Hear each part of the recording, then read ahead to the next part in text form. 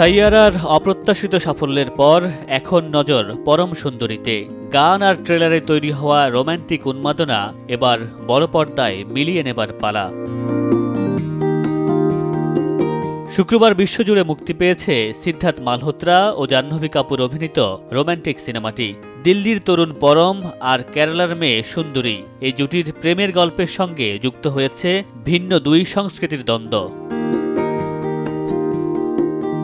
প্রায় ৫০ কোটি রুপি বাজেটে নির্মিত তুষার জলটার রোমান্টিক কমেডি জনরার এই সিনেমায় নতুন এই জুটির পাশাপাশি দেখা যাবে অভিষেক বচ্চন ও অক্ষয় খান্নাকে। মুক্তির আগেই ৩০,০০০-এর বেশি অগ্রিম টিকিট বিক্রি হওয়া সিনেমাটি শেষ পর্যন্ত দর্শকের আকাশ ছোঁয়া প্রত্যাশা কতটুকু পূরণ করতে পারে তা দেখার অপেক্ষা। মামুনুর রশীদ পনেল, সময় সংবাদ।